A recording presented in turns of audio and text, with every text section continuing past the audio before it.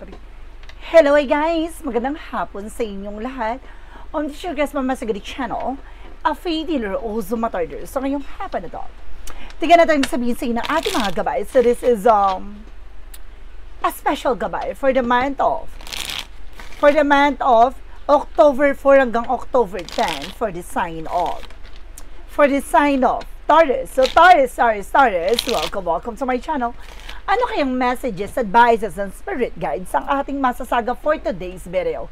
Kanino kayang energy or kaganapan sa buhay ng mga Taurus signs ang ating mga hagilap? So guys, this reading is a general reading lamang, hindi lahat makaka-resonate. Kunin lamang po ang makaka-relate sa inyo and comment down below kung kaninong energy ang ating nasagap. Because don't forget to like and subscribe my channel and hit the bell for more videos updates. Maraming salamat po sa mga walang sawang pagsuporta sa aking channel, lalo-lalo na ang skip ng ads na way pagpalaing kayo ng Diyos at may kapalisiksik nag-uumapaw na biyayang manambalik sa inyo. So let's see guys, what is the messages, advice sa'yo ng ating angel spirit for the sign of Taurus. So let's see and watch this. Angel Spirit Guides, please give me an information po. Ano kayo gusto sabihin sa inyo ng ating mga baraha? Okay, let's see guys. So there is an Ace of Pentacles. Wow, there is something, a big shot. A big money coming in. No? May malaking pera or opportunities na darating. No? May malaking pasabog na maaaring some of you baka manalo ka sa loto. O maaaring may opportunities na dumating sa buhay mo. Itong bagay na to ang magpapabago na landasin mo at sitwasyon mo. And because there is a King of Wands, something a vision, unti-unti mo na rin masisilayan at makikita yung lahat ng posibilidad, lahat ng bagay na magaganap, no? Unti-unti mo na makikita na ang layo-layo na sa dating ikaw, no? This is something, a look at the bigger picture. Maaring ang laki na ng kumaga changes sa buhay mo. And there's a Ten of Cups. Some of you guys, magiging masaya at magiging maligaya ka na. Na magiging maayos ng sitwasyon mo, magiging maganda ng kalagayan at estado mo. And of course, there's a King of Pentacles, maging mature ka, how to manage and control your finances. So ngayon, mas magiging mature ka na mas magiging mauta ka na kung paano mo papangalagaan at poproteksyonan ano man yung bagay na yung pinaghirapan. Now, especially pagdating sa negosyo o hanap buhay. And of course, this is the Knight of Wands for slow and steady. No, ngayon magiging mas mahinahon ka na, mas magiging kalmado ka na, hindi ka na agresibo sa lahat ng mga bagay na decision mo sa buhay mo. So, let's see. And of course, there is something, the Devil card. Oh my God, there's something, a black magic involved. Or there's something, a toxicity or negativities, no? May mga bagay na maaaring nagbibigay hadlang or maaaring tumututor, maaaring nagbibigay ng delay sa'yo sa mga transactions mo. So, let's see. And of course, there is a Page of Wands. So, sabi ko na nga ba, may magandang balita. No? May magandang balita na paparating sa'yo. At may malaking opportunities na maaaring magdala sa'yo ng malaking pagbabago sa buhay mo. And of course, there's the King of Pentacles, maging secure, practical ka sa kung ano man yung bagay na mayroon ka. Na pag-ingatan mo, lagi mong titignan ang magiging posibilidad. No, yung magiging kalalabasan. This is a special gabay. Parang isang bagay na paalala, no? Isang bagay na kailangan mong mag-ingat. No, dahil yun nga, no? Sa lahat ng bagay na to, may mga taong tuso at may mga taong susubok sa'yo. And of course, there's a tendency, there's a divine intervention. Kakasabi ko lang, may paalala sa'yo, especially with your family. Inggitin ka. No, inggitin ang iyong pamilya na may raming taong naiinggit sa inyo. No, especially sa mga taong nasa paligid nyo. And of course, there's a Star card, healing and recovery. Some of you guys, makaka-recover na kayo sa lahat ng pain, na makaka-recover na kayo sa lahat ng struggles, sa lahat ng mga bagay na pinaghirapan nyo, sa lahat ng bagay na kumbaga nagbigay na kasadlakan sa inyo. This is a moment na makakabangon na kayo. And of course, there's an Ace of Swords, something, a breakthrough. Some of you guys, magtatagumpay ka na talagang may bagay na magliliwanag na sa'yo dito. At may mga bagay na lilinawin, no? And of course, there's a Devil card represented with the Five of Pentacles. So see, sabi ko na with the Devil card, kaya siguro nakakaranas ka ng something delays, cancellations, at the same time, financial loss of financial crisis. Ang ganda ng baraha mo dito sa unang chapter dito, no? But definitely, pagdating dito sa huling eksena mo, mayroong taong kumbaga humahad lang or sumisira ng eksena mo. Kaya nakakaranas kayo ng mga delays, cancellations sa mga transactions nyo, sa lahat ng bagay na gusto nyo gawin, no, hinakarangan at hinahadlangan. Alam mo kung bakit? There's a lot of evil eye. No, kumbaga itong tao na to nakasubaybay sa inyo. Lagi nakatingin sa inyo. Baka nagbibigay pa kayo ng information. Baka nakakakwentuhan nyo to. Nakakausap nyo tong tao na to. No? Masyado kayong tiwala. So there's an Ace of Pentacles because the Page of Wands. So represent with the Judgment. See? This is something a wake-up call. Parang paalala sa'yo na dito na you need to pay attention. So kailangan mo makinig. No? Kailangan mong mag-ingat. No? Dahil lahat ng bagay o plano mo, wag kayo nag-share. No? Wag kayo nagkukwento. Kasi there's a devil. Kasi parang sinasabi sa akin dito na sa lahat ng bagay na gusto nyo gawin, sa lahat ng bagay o plano nyo sa buhay, haharangan at hahadlangan ng tao na to. Dahil itong tao na to ay maaring malaki ang inggit sa inyo. No? Malaki ang galit din sa inyo. So there is something that, for of course, no, just reevaluate or analyze. No, pag-isipan mabuti. Yung bawat decision mo sa lahat ng mga transaction mo, pag-isipan mabuti. No, maaring naguguluhan ka, nalilito ka. Pag ganun yung nararamdaman mo, huwag kang magtitik ng any decision. Lagi mo titignan yung magiging posibilidad. No, with the King of Pentacles, maging secure ka. No? Pangalagaan mo ano man yung bagay na meron ka. Huwag ka masyadong tiwala. No, and of course, there is the Two of Swords. There's something indecision. So, ngayon may mga bagay dito na nahihirapan ka mag-decide. Hindi mo na alam kung sino pagkakatiwalaan mo. There's something to difference. Divine intervention. Paalala, maaaring nakakakita ka ng signs, synchronicities, symbols na maaaring pahiwatig na maaaring makilala mo na. No? Sino yung taong may hilihim na inggit sa'yo. And of course, there's a Knight of Pentacles. Maging secure ka at maging practical ka how to manage and control your finances. So ngayon, mas magiging mautak ka na, papangalagaan mo na, poproteksyon mo na ano man yung bagay na pinaghirapan mo, at maaaring maghatid to sa'yo ng tagumpay. So maaaring magdala din sa'yo ito ng recovery, pag-asa. And of course, there's a Page of Swords being curiosity. So may mga bagay dito na kailangan maging mabusisi ka. No? Maaaring bigyan ng linaw to with the Page of there's an Ace of Swords.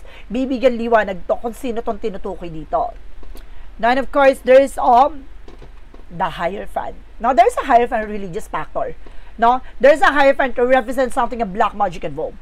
O there's a something of palipad, hangin, sumpa, kamalasan, yun na nga tinutumbok na talaga. No? Dahil yun nga, nakakaranas ka ng delays at the same time, kumbaga, bakit ganun puro problema dumarating? Bakit puro na lang kaalatan, puro na lang kapalpakan yung eksena? No, that because of this scenario. No, these situations, no, with the Hierophant. So, for the outcome, there's a Queen of Swords. Clear the boundaries. Linisin mo. Ano man yung bagay na nasa paligid mo, makakasira sa plano at pangarap mo. Especially, guys, no, meron kang mga taong nakakasalamuha. So, some of them ay evil eye. Huwag ka mag-ingat ka, ha? And of course, there's a Page of Pentacles, invest wisely. No, ngayon mas matututo ka na.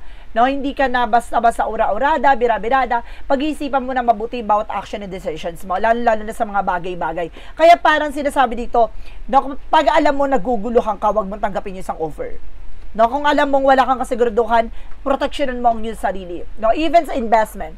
No, kung may gusto kang gawin, may gusto kang puntahan, may gusto kang bilhin, may gusto kang kumaga simulan, mag-ingat ka. No, lalo sa mga investment pagdating sa pera. No, o loans, mag-ingat ka. There's an Ace of Cups. No, there's something in love over. No, maaring may bagong pag-ibig na darating. No, at maaring bagay na maaring magpapagulo sa eksena mo dahil malilito ka kung sino pipiliin mo. Oh, ganda, kuya, sir, madam, gwapo ka dyan.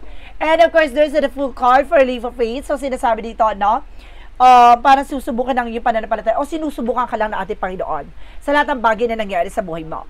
No, isang paalala sa ito na parang titignan, no, ang iyong katatagan. Titignan ng iyong kalakasan kung hanggang saan yung paniniwala mo.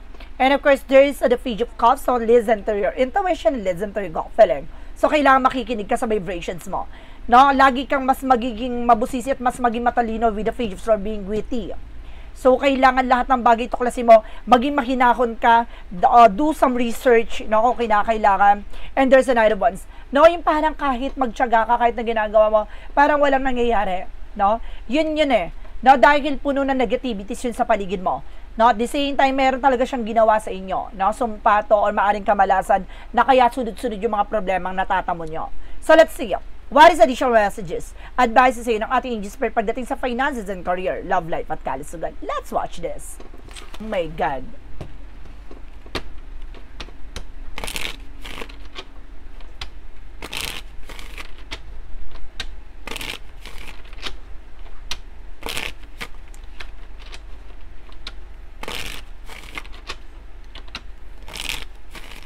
Okay. Pagdating sa finances and career, represent with the death card. Now, there is an ending and a new beginning. So, may mga bagay na matatapos na. Now, may mga bagay na magsisimula na. So, kung magbubukas ka ng business, go for it, ilaban mo. No, maaring may mga bagay na maaring kailangan ng tapusin. No, baka hanggang doon na lamang. There's a Knight of Swords. Now, there's a success driven. Now, may mga bagay talaga magpagtatagumpayan nyo. Now, may mga bagay na magtatagumpay na kayo. No, talagang magdadala sa inyo ito ng tagumpay, no, mabilisang transaction, mabilisang komunikasyon, mabilisang kumbaga pagbabago. No, at the same time, there is a 5 of Wands, something a competitor. Some of you, may mga taong naiinggit behind your back, may mga taong kumakalaban sa iyo pagdating sa finances, maraming mga kakompetensya, no? And of course, there's a 6 of Swords with the transition. Unti-unti rin daw kayo makakalis sa hindi maganda sitwasyon, na makakabangon na daw kayo. Pagdating sa finances, makaka-recover na daw kayo. And of course, there's a 3 of Pentacles for collaboration. Mag-ingat ka sa mga taong nakakasala mo at nakakausap mo.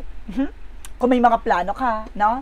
Pagdating related sa finances mo, resource of income, no, salary, even about sa pera talaga, na mag-ingat po kayo. Huwag kayo nagtitiwala. And of course, there's a 2 of Cups. See? Ingatan nyo makikipag-ugnayan, pakikipagtalakayan, pakikipag-usap, no? Dahil kumukuha lang sila ng information sa'yo. Mas maganda yung silent. At of course, parang napatahimik ka lang. Low-key atake mo. Now, pagdating sa love life, there's the 5 of Cups. Now, there's a disappointment. Now, parang merong mga pagsisisi, panghihinayang, no? And there's a 6 of Pentacles. So, kailangan nyo maging balanse. No? Kailangan yung, there's a give and take that, and having respect to each and everyone. No, kailangan may respeto sa isa't isa. And there's a 4 of Wands by celebration coming in. No, some of you magkakaroon dito ng wedding, homecoming, family gathering, maaring magkikita na kayo ni person mo, magtatagpo na kayo, or maaring ikasal kayo, or maaring magkaroon ng engagement. And of course, there's a 3 of Swords. Sabi ko na nga, there's a competitors. May kakompetensya kalaban, inggitera. Diba, maniinggit sa rin yung relasyon. And there's a magician. Now, there's something magician represent with the power of God. Lahat ng bagay na gagawin, there's a desire into reality. Lahat ng pinapangarap mo pagdating sa relasyon, magtatagumpay ka. No? And of course, there's a 9 of Pentacles with a blossoming. You have a potential for abundance pagdating sa relasyon. No? Magiging masagana at magiging maganda ang inyong relasyon. So, alamin natin, no? Pagdating naman tayo sa kalusugan, there's a strength with a confident. Lakas naman loob mo, maging matapang ka. Alisin mo yung pag-alilangan at takot mo. Diba? Hindi ka pwedeng makaramdam ng kaduwagan. Kailangan palaban. And of course, there's a 10 of Pentacles. Magkakaroon ng long-term success at magandang kalusugan. Na magiging maganda ang kalagayan ng inyong pamilya. Wow. And of course, there's a Knight of Cups. No, there's an offer. No, may mga offer sa'yo. Kung pagkain o inumin na bigay ito, magtantan kayo, ha? Huwag kayo tumatanggap ng inumin o bigay. There's something that came in. No, baka makaranas kayo ng pagkalutang o maaring gayumahin kayo o maaring gawang kayo ng hindi maganda sa kalusugan nyo. And there's a 2 of Wands. Now, there's a choices. Piliin mo lang yung mga taong pagkakatiwalaan mo at piliin mo lang yung mga bagay na kakainin mo. No? Especially sa mga unhealthy foods. No? Tantanan mo. And of course, there's the Justice card. Kung sino man yung taong gumawa ng karamdaman sa'yo, huwag ka mag-alala. There's something bounce back. Babalik sa kanila yung mga bagay na ginawa nila sa'yo. Kumalma ka. No? Huwag ka mag-alala. So, let's see. What is additional messages tayo with an angel spirit? Now, pagdating naman tayo dyan, guys, sa magical fairy messages advices. So, let's watch this. Oh my God. Nai-stop ko siya ng very, very light talaga. Nasanay akong mag-post ng ano. Okay, let's see. What is the magical fairy messages advices for you? Okay, so there is, admit your true feelings to yourself. Na kailangan tanggapin mo sa sarili mo ano ba talaga yung totoong nararamdaman mo. Stop pretending. Stop denial. And of course, there's something business venture. Some of you guys talaga magkakaroon ka ng business, na magkakaroon ka ng bagong business or maaaring maging maayos ang yung business. Now, there's a business venture. This is a business opportunity for you. For Yin and Yang Oracle card represent what?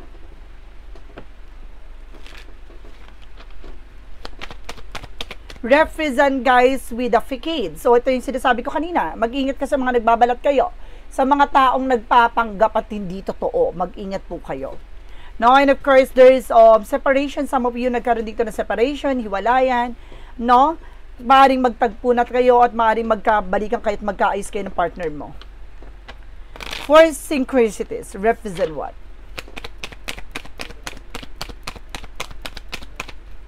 And there's an Empress card. This is something revert.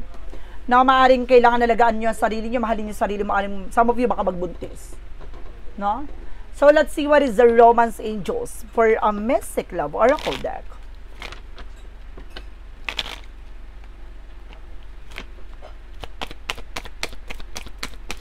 And there's a marriage, diba? Ikakasal ka talaga. Pasabot.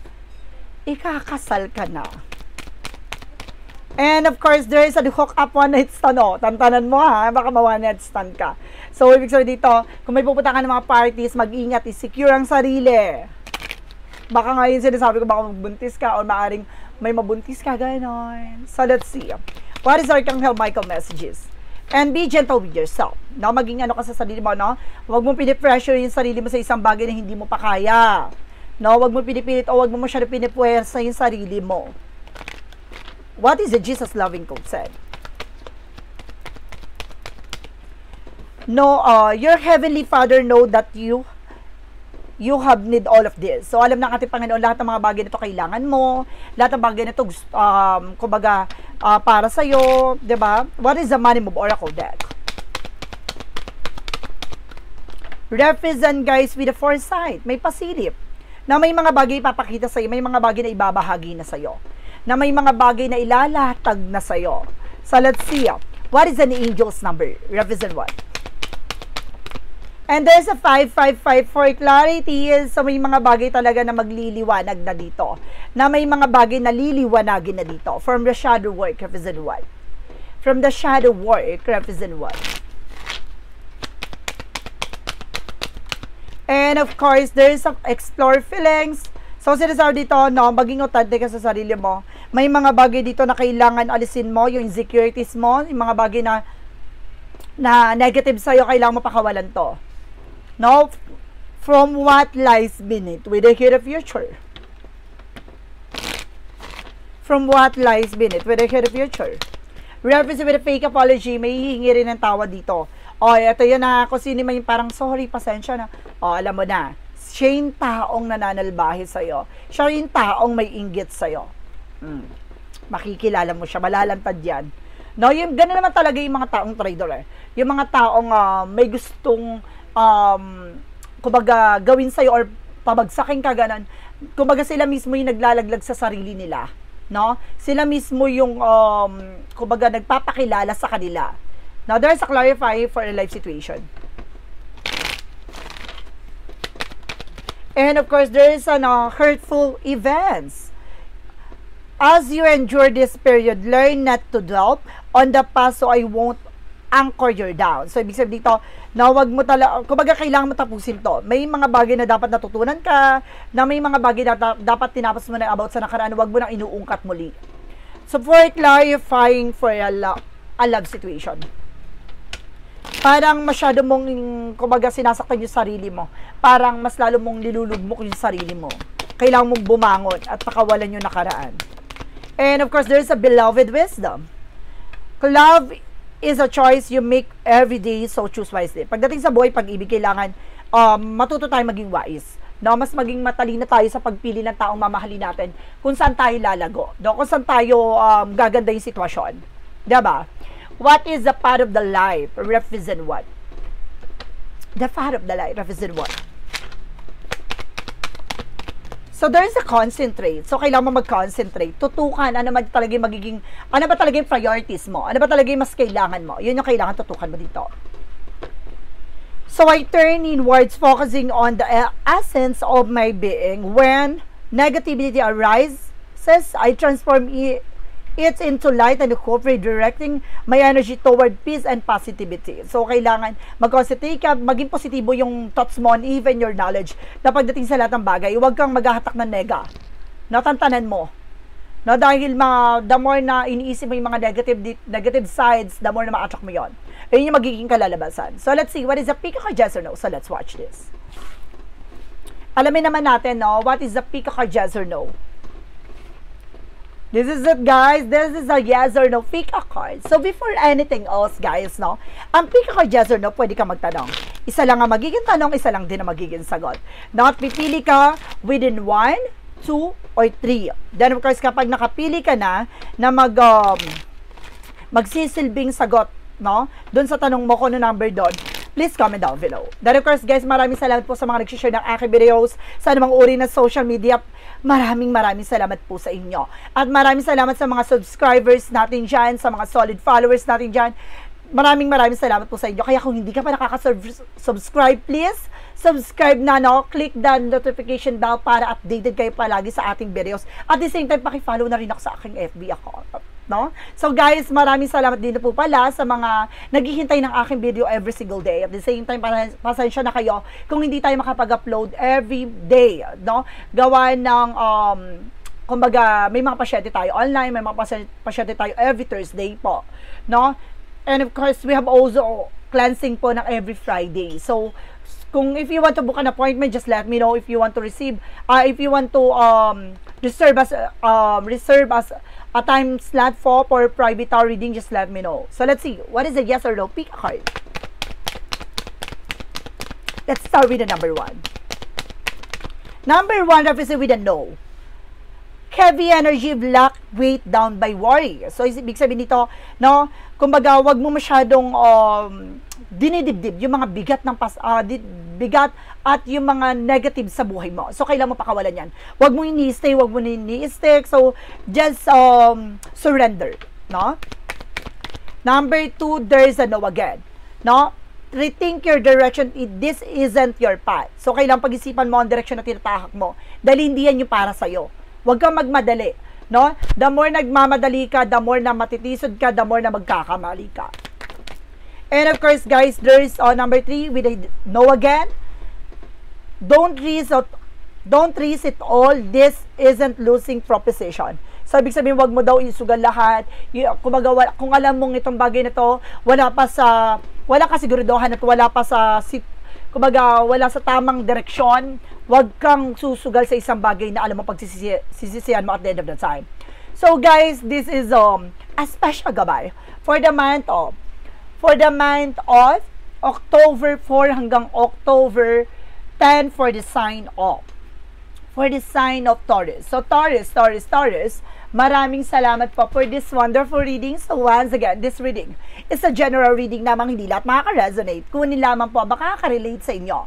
And comment down below kung kaninong energy ang ating nasagot. And of course, don't forget to like and subscribe my channel and hit the notification bell for more videos of the update. Kasi maraming salamat po sa mga walang sawa pag-support sa aking channel, lalo-lalo na ang skip ng ads away, pagpalain kayo ng Diyos at may kapal-siksik nag-uumapaw na biyayang manumbalik sa inyo. Maraming salamat po and see the next video. Bye-bye and babush!